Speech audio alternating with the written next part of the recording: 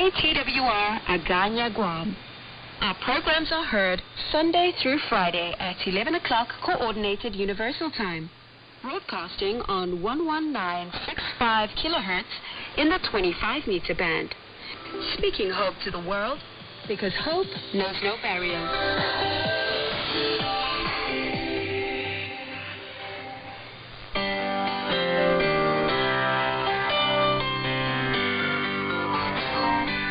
Welcome to Dxers Daily, your 5-minute weekly Dx Digest, produced and presented for Transworld Radio by your friend and host Arun Kumar Nasiman from Chennai in India. As you all know, this show has been on the air in KTWR for over a year now. This 5-minute weekly Dx program is broadcast every Sunday in KTWR from beautiful island of Guam in 15205 kilohertz DRM mode at 1500 hours Universal Coordinated Time. As radio hobbyists, Dxers and shortwave radio listeners, you all know the role of sunspot number, SFI forecast, and A index in radio broadcasting and radio listening. The sunspot number this week is 100. SFI forecast ranges from 100 to 102, and A index is 5. Every week, we have been broadcasting information about the history of radio broadcasting and radio stations across the world. And this week, we have information about radio broadcasting in Finland. According to an article on Radio Heritage website, Finnish radio history starts in January 1922 with the first public radio concert in January in Turku, repeated in January 1923 in Helsinki.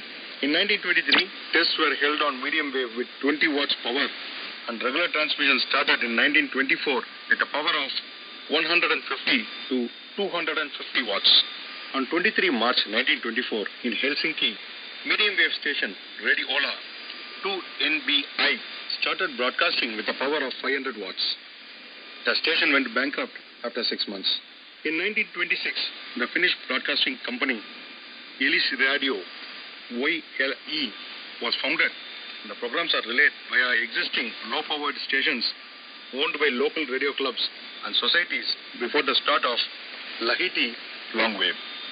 Radio Finland started broadcasting on long wave in 1928 via a transmitter in Lahti on 197 kilohertz with a power of 25 kilowatts.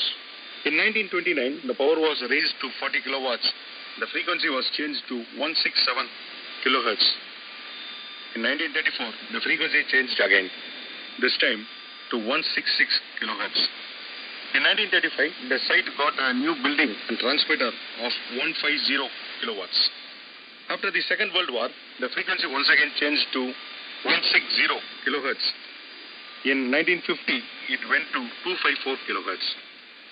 The last transmitter used was a 200 kilowatt, 2 by 100 kilowatt in parallel. But during the last years, they used only 100 kilowatts of power. At noon on 31st May 1993, Radio Finland ceased its broadcasting on long wave via Lahti. In 1939, the Russians started broadcasting propaganda in Finnish on the same frequency as the Lahti long wave transmitter. During the war, a large number of Soviet stations used the frequency for their domestic broadcasts. The Finnish authorities took some countermeasures. On 30 October 1942, Soldat 10 sender Lapland started its broadcast from Rovaniemi on 297 kilohertz with a power of 20 kilowatts. On 14 September 1943, the transmitter in Rovaniemi started broadcasting with 15 kilowatts. Just like the other stations in Lahti, Helsinki, and Uleåborg, it carries programs for the German troops twice a day. On 31 September 2007 at midnight, YLE Helsinki, which was broadcasting on the frequency 558 kilohertz, ceased broadcasting on medium wave. Dxers Diary would like to encourage the concept of pen pals among Dxers across the world. If anybody is interested to get in touch with other Dxers across the world, we'll act as a bridge by announcing your name and details in Dxers Diary program so that any other Dxer can contact you and you can exchange information about Dxing or anything else about the hobby of radio broadcasting. Friends, we have come to the end of the program now. As in the past, I request you to send your listeners' logs, band scans, reception reports, views, and opinion about the program to Dxers Diary reception@gmail.com. Please keep encouraging us by sending your reception reports regularly, and we'll acknowledge your reception reports as early as possible. Until next week, this is your friend and host Arun Kumar Narasimhan signing off. 73. Bye-bye.